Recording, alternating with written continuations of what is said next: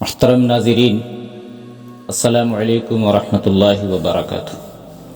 یہ وہ داستان شجاعت ہے جو صحابہ کرام کے عدل و انصاف اور اخلاق و کردار کو ایک دلچسپ اور سنسنی خیز انداز میں قوت سماعت کے ذریعے دل کی گہرائیوں میں اتر کر ایمانی جوش اور شجاعت کا جذبہ پیدا کرتی ہے۔ تو لیجئے فاتح مصر عمر بن العاص رضی اللہ تعالیٰ عنہ کی شجاعت کی کہانی قسط نمبر 6۔ بسم اللہ الرحمن الرحیم۔ اجنادین اور بیت المقدس کی فتح ایک الگ داستان ہے۔ یہاں ایک دلچسپ بات سامنے آتی ہے جو تاریخ کے دامن میں محفوظ ہے۔ مؤرخ طبری نے لکھا ہے کہ اطربون نے عمر بن عاص کا پیغام پڑھا۔ ان کے یہ الفاظ پڑھ کر وہ ہنس پڑا کہ میں فلسطین کا فاتح۔ ابھی بیت المقدس فتح نہیں ہوا تھا۔ اطربون نے عمر بن عاص کا یہ پیغام اپنے مصاحبوں اور مشیروں کو پڑھ کر سنایا اور کہا کہ عمر بن العاص بیت المقدس کا فاتح نہیں ہو سکتا۔ اس نے ایسے لہجے میں یہ بات کہی کہ سننے والوں کو یہ خیال آیا کہ بیت المقدس ضرور فتح ہوگا، لیکن فاتح عمر بن عاص نہیں ہوں گے۔ ان میں سے کسی نے اطربون سے پوچھا کہ اس نے ایسی بات کیوں کہی ہے؟ بیت المقدس کے فاتح کا نام عمر ہے۔ اطربون نے یہ عجیب بات کہی۔ توریت میں لکھا ہے کہ بیت المقدس کے فاتح کا نام میں صرف 3 حروف ہوں گے۔ یہ 3 حروف عمر ہو سکتے ہیں۔ پھر توریت میں عمر کے اوصاف بیان کیے گئے ہیں جن میں کسی شک و شبہ کی گنجائش نہیں۔ توریت میں صاف لکھا ہے کہ بیت المقدس مسلمانوں کے قبضے میں چلا جائے گا۔ طبری لکھتا ہے کہ اطربون نے یہ بات حتم و یقین کے لہجے میں کہی اور اس کی اس مجلس پر سناٹا طاری ہو گیا۔ بعض مورخوں نے لکھا ہے کہ اطربون بغیر لڑے بیت المقدس سے اپنی فوج نکال کر مصر کو بھاگ گئے۔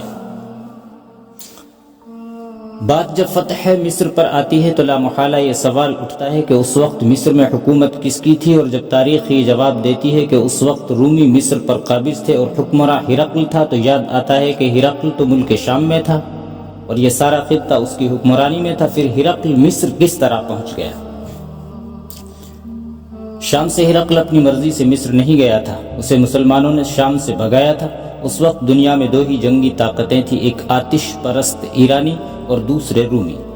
بہت مدت پہلے رومیوں نے عیسائیت قبول کر لی تھی۔ یہ دونوں طاقتیں مشرق وسطیٰ میں ایک دوسری سے برسر پیکار رہتی تھی۔ کبھی ایرانی شام اور مصر پر قابض ہو جاتے اور کبھی رومی انہیں شکست دے کر ان سے یہ علاقے چھین لیا کرتے تھے۔ ان دونوں طاقتوں کے کبھی تصور میں بھی نہیں آیا تھا کہ افق سے ایک تیسری طاقت بھی ابھرے گی جو ان دونوں طاقتوں کو ریزہ ریزہ کر کے بکھیر دے گی۔ عربوں سے تو یہ لوگ کوئی ایسی توقع رکھتے ہی نہیں تھے۔ عربوں کو وہ جاہل اور پسماندہ بدو کہا کرتے تھے۔ لیکن اسی عرب کے ایک غار کی تاریکی سے اللہ کا نور پھوٹا، جس کی کرنیں بڑی تیزی سے پھیلتی چلی گئیں اور لوگوں کے دل و دماغ کو منور کرتی گئیں۔ اس غار کو غار حرا کہتے ہیں۔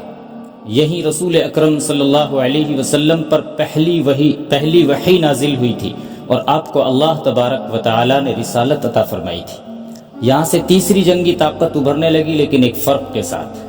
اس تیسری طاقت کو صرف جنگی ہتھیاروں پر بھروسہ نہیں تھا، بلکہ یہ طاقت ایک عظیم نظریے سے لیس تھی اور اس نظریے میں اللہ کی طاقت شامل تھی۔ ایرانیوں اور رومیوں کو اپنے بے انداز گھوڑوں اور تیر و تفنگ پر ناز تھا، لیکن جب ان کے بڑے بڑے لشکر مسلمانوں کے چھوٹے چھوٹے لشکروں کے مقابلے میں آئے تو ان کے لیے میدان میں ٹھہرنا محال ہو گیا۔ علامہ اقبال نے ایک شعر کہا ہے: ہفت کشور جس سے ہو تسخیر بے تیغ و تفنگ، ہفت کشور جس سے ہو تسخیر بے تیغ و تفنگ، تو اگر سمجھے تو تیرے پاس یہ ساما بھی ہے۔ یہ ایک نظریے کا اور عقیدے کا کرشمہ تھا جسے آج تک اللہ کا دین کہا جاتا ہے۔ تاریخ آج بھی حیران ہے کہ جن رومیوں نے ایرانیوں جیسی طاقت کو پے در پہ شکست دی تھی، وہ مٹھی بھر مسلمانوں کے ہاتھوں کس طرح پٹ گئے، اور پٹے بھی ایسے کہ مسلمانوں نے انہیں شام سے بے دخل ہی کر ڈالا اور ان کی فوجوں نے مصر میں جا کر دم لیا۔ تاریخ حیرت کا اظہار بھی کرتی ہے اور اس سوال کا جواب بھی تاریخ کے دامن میں موجود ہے۔ ایک ایک لمحے کی داستان مسلم اور غیر مسلم مؤرخوں نے قلم بند کر کے تاریخ کے حوالے کر دی تھی اور وہ آج بھی دنیا کے سامنے موجود ہے۔ یہ تفصیلات جنگی نوعیت کی ہیں۔ مؤرخوں نے مسلمانوں کی جنگی اہلیت، جذبے اور فن حرب و ضرب کے معجزہ نما کارنامے لکھے ہیں۔ انہوں نے مسلمان سپہ سالاروں کی جنگی چالوں پر، قیادت پر، لشکروں پر ڈسپلن قائم رکھنے پر خراج تحسین پیش کیا ہے، لیکن ایک پہلو ایسا ہے جو مؤرخوں نے نظر انداز کیا ہے یا وہ اس سے واقف ہی نہیں تھے۔ اس کی صرف ایک مثال پیش کی جاتی ہے۔ جب مسلمان ابو عبیدہ خالد بن ولید اور عمرو بن عاص کی قیادت میں رومیوں سے برسر پیکار تھے اور ہر میدان سے رومیوں کے پاؤں اکھڑتے جا رہے تھے، اس وقت اس علاقے کا ایک بڑا علاقہ، بڑا قلعہ بند شہر بہت شہرت یافتہ تھا۔ یہ تھا قنسرین۔ اس کی دفاعی پوزیشن بڑی ہی مضبوط تھی۔ یہ ایک الگ داستان ہے کہ حضرت خالد بن ولید نے قنسرین کو کس طرح فتح کیا تھا۔ یہاں بات ایک شخصیت کے سامنے آتی ہے جس کے حوالے سے ہم اسلام کی بنیادی تعلیمات اور عظمت واضح کریں گے۔ اس علاقے میں ایک شخص جبلہ بن ایہم غسانی تھوڑے سے علاقے کا بادشاہ ہوا کرتا تھا۔ یہ اس کا اپنا قبیلہ تھا جو بنو غسان کے نام سے مشہور تھا۔ وہ رومیوں کا دوست تھا اور جبلہ بن ایہم رومیوں کے شانہ بشانہ لڑنے کے سوا انہیں ہر طرح کی مدد دیتا تھا۔ جبلہ بے پناہ دولت اور خزانوں کا مالک تھا اور موقع پرست بھی تھا۔ وہ رومیوں کا تو دوست تھا، لیکن مسلمانوں کو وہ اس طرح دشمن نہیں سمجھتا تھا جس طرح رومی سمجھتے تھے۔ جبلہ بڑے ہی صاف ستھرے ذوق و شوق کا مالک تھا۔ اسے عرب کے شاعروں کے ساتھ دلی محبت تھی۔ رسول اکرم صلی اللہ علیہ وسلم کے شاعر حضرت حسان بن ثابت انصاری رضی اللہ عنہ تو اسے سب سے زیادہ عزیز تھے اور ان کے کلام پر وہ وجد میں آ جایا کرتا تھا۔ اس کے باوجود وہ رومیوں کا حلیف تھا جو اس کی مجبوری تھی، کیونکہ اس کی چھوٹی سی سلطنت رومیوں میں گھری ہوئی تھی۔ ہرقل جب مسلمانوں سے شکست کھا کر بھاگا تو جبلہ بن ایہم نے اپنی عافیت اسی میں سمجھی کہ اسلام قبول کر لے۔ اس علاقے میں مجاہدین کے جو لشکر لڑ رہے تھے ان کے سپہ سالار ابو عبیدہ رضی اللہ عنہ تھے۔ جبلہ بن ایہم نے ان کی طرف اپنا ایلچی اس پیغام کے ساتھ بھیجا کہ وہ اپنے تمام تر قبیلے غسان کے ساتھ اسلام قبول کرنا چاہتا ہے۔ ابو عبیدہ رضی اللہ عنہ کی نگاہ میں یہ ایک بڑی فتح تھی۔ انہوں نے اپنے ان 2-3 آدمیوں کو جبلہ کے پاس بھیجا جو غیر مسلموں کو حلقہ بگوش اسلام کرنے کے طریقے سے اچھی طرح واقف تھے۔ یہ آدمی وہاں گئے اور جبلہ اپنے پورے قبیلے کے ساتھ مسلمان ہو گیا۔ ابو عبیدہ نے یہ اطلاع امیر المؤمنین حضرت عمر ابن خطاب کو بھیجی۔ تاریخ میں لکھا ہے کہ حضرت عمر رضی اللہ عنہ اس اطلاع پر اتنے خوش ہوئے کہ ان کی آنکھوں میں آنسو آ گئے۔ جبلہ کو سرزمین عرب کی یاد ستا رہی تھی۔ وہ اپنے محبوب شاعروں کے وطن کو دیکھنا چاہتا تھا۔ اس نے حضرت عمر کی خدمت میں اپنا ایک ایلچی اس درخواست کے ساتھ بھیجا کہ وہ ان کے حضور حاضری دینا چاہتا ہے اور اس کی خواہش ہے کہ فریضہ حج بھی ادا کرے۔ حضرت عمر رضی اللہ عنہ نے اسے اجازت دے دی۔ امیر المؤمنین جانتے تھے کہ جبلہ بن ایہم کس پائے کا آدمی ہے اور وہ حج کر کے پکا مسلمان بن جائے گا۔ اس کا پورا قبیلہ مسلمان ہو کر مسلمانوں کے ایک بازو بن گیا تھا۔ ایک روز امیر المؤمنین حضرت عمر رضی اللہ عنہ کو اطلاع دی گئی کہ جبلہ بن ایہم غسانی آ رہا ہے۔ یہ مدینہ کا واقعہ ہے۔ مدینہ شہر میں تو ہنگامہ برپا ہو گیا۔ جبلہ بن ایہم نے اپنے چند ایک مصاحبوں کے ساتھ نہیں آ رہا تھا، بلکہ اس کے ساتھ 500 افراد تھے، جن میں اکثریت اس کے شاہی خاندان کی تھی اور باقی قبیلہ غسان کے سرکردہ افراد تھے اور ان سب کی عورتیں بھی ساتھ تھیں۔ حضرت عمر رضی اللہ عنہ نے کہا کہ مدینے کے لوگ باہر نکل کر جبلہ اور اس کے ہمراہیوں کا استقبال کریں اور اسے پوری تعظیم دیں۔ لوگ پہلے ہی گھروں سے نکل آئے تھے اور عورتیں منڈیروں پر کھڑی ہو کر اس قافلے کو دیکھنے لگیں۔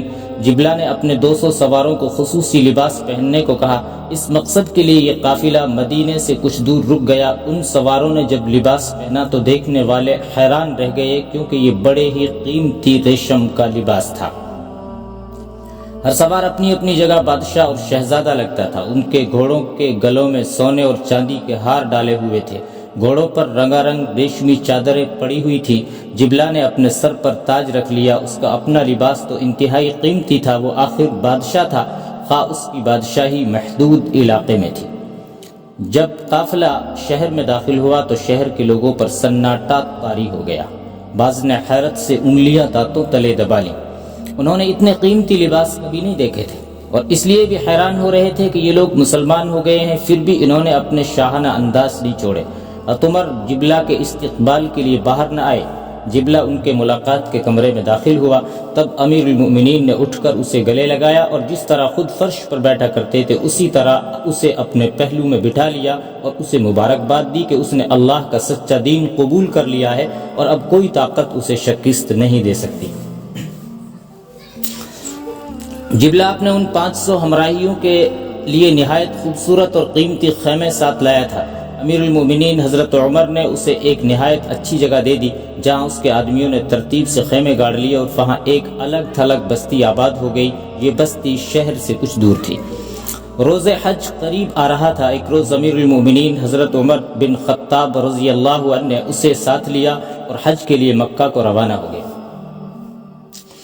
اس وقت مکہ سلطنت اسلامیہ میں شامل ہو چکا تھا۔ اب صلح حدیبیہ کی پابندیاں ختم ہو گئی تھی۔ جبلہ حج کے لیے چلا تو اس کے ساتھ چند ایک ہی اپنے آدمی تھے، باقی سب کو وہ مدینہ چھوڑ گیا۔ فریضہ حج ادا کرنے کے لیے جبلہ نے جو احرام باندھا تھا وہ اس کے ٹخنوں سے نیچے چلا گیا تھا۔ خانہ کعبہ کے طواف کے دوران پیچھے آنے والے ایک آدمی کے پاؤں اس کے احرام پر جا پڑا اور احرام کھل گیا۔ جبلہ آخر بادشاہ تھا، اس نے اس شخص کی اس حرکت کو اپنی توہین سمجھا اور پیچھے مڑ کر اس آدمی کی ناک پر بڑی زور سے مکہ مارا۔ اس آدمی کی ناک سے خون بہنے لگا۔ اس وقت حضرت عمر اس کے ساتھ نہیں تھے۔ انہیں بعد میں اطلاع ملی کہ جبلہ نے یہ حرکت کی ہے۔ حضرت عمر نے اس آدمی کو بلایا اور اس آدمی نے بھی شکایت کی کہ جبلہ نے اس کی ناک پر مکہ مارا ہے، جس سے اس کی ناک سے خون بہنے لگا اور وہ طواف مکمل نہیں کر سکا تھا۔ اس شکایت کے بعد حضرت عمر رضی اللہ تعالیٰ عنہ کی حیثیت بالکل ہی بدل گئی۔ وہ اب جبلہ کے میزبان نہ رہے بلکہ وہ خلیفۃ المسلمین اور امیر المؤمنین بن گئے اور اس کے ساتھ ہی ان پر قاضی کے فرائض بھی آ پڑے۔ انہوں نے جبلہ بن ایہم کو طلب کیا۔ جبلہ فوراً پہنچا۔ اس کا انداز شاہانہ تھا اور وہ حضرت عمر کے پہلو میں بیٹھنے لگا۔ خلیفہ یہ اعزاز کسی بڑے ہی اہم مہمان کو دیا کرتے تھے کہ اسے اپنے ساتھ بٹھاتے۔ جبلہ کو بھی انہوں نے یہی مقام دیا تھا، لیکن اب صورتحال کا تقاضا کچھ اور تھا۔ تم یہاں سے اٹھو اور وہاں سامنے بیٹھو۔ حضرت عمر نے جبلہ کو اپنے پہلو سے اٹھاتے ہوئے کہا، تم اب میرے مہمان نہیں ملزم ہو۔